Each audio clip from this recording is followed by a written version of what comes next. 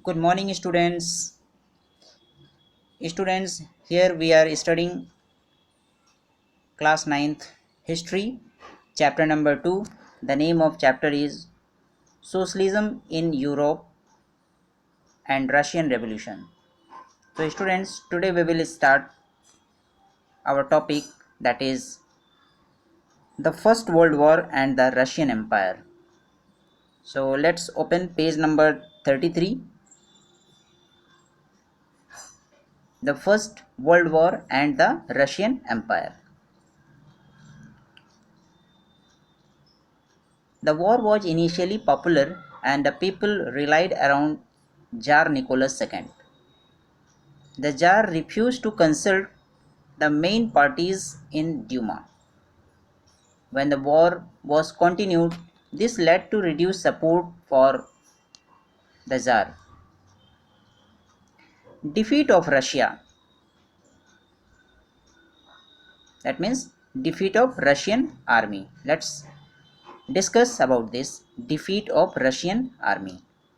The war was on the eastern front was different from the war on the western front. There was two front, eastern front and western front, and the war took place both the places. The armies fought from trenches along the eastern France in the west. On the other hand, the armies moved a good deal on the east and fought battles. The casualties were high on the eastern front. Russia's armies lost badly in Germany and Austria between 1914 and 1916. By 1917, over 7 million people died in the battle. The retreating Russian army destroyed troops,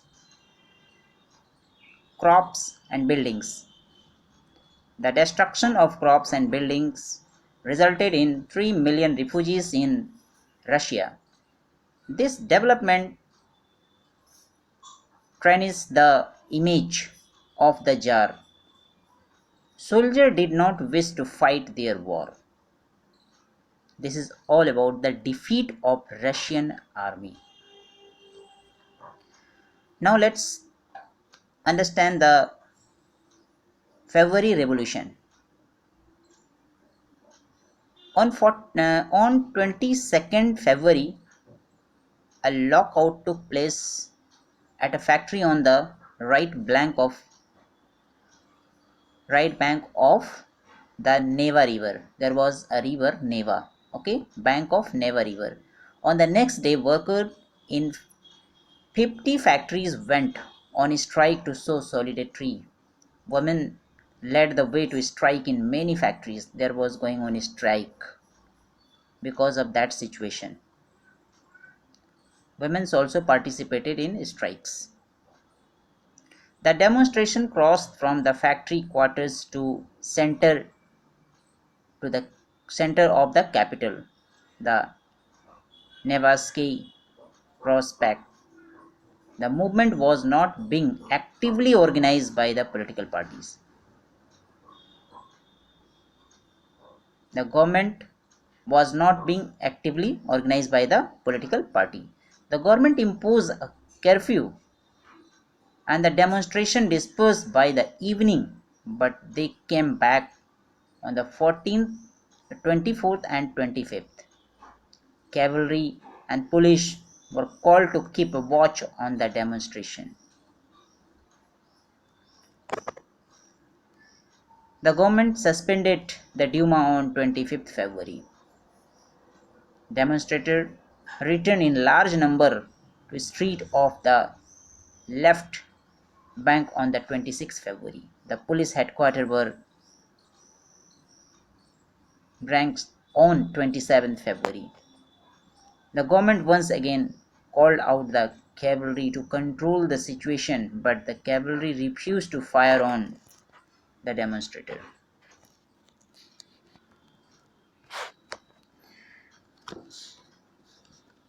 An officer of a regiment was shot at the three other regiments.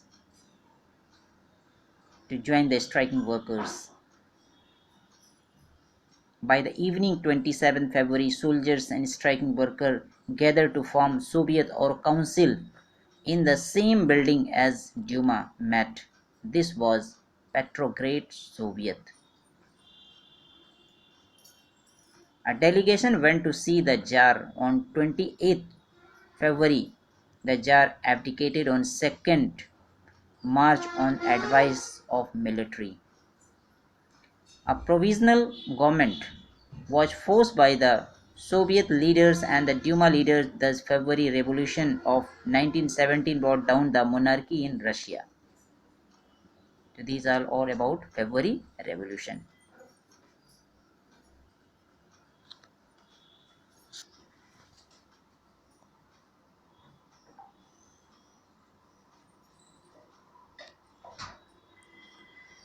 After February, so let's see what happened there. After February, the provisional government took steps towards an elected government.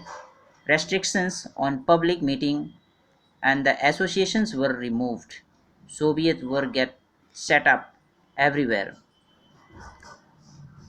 Through no common system of election was followed. So students, this is all about our topic. So we will do we will continue our next topic. So I hope you all have understood this. Thank you very much.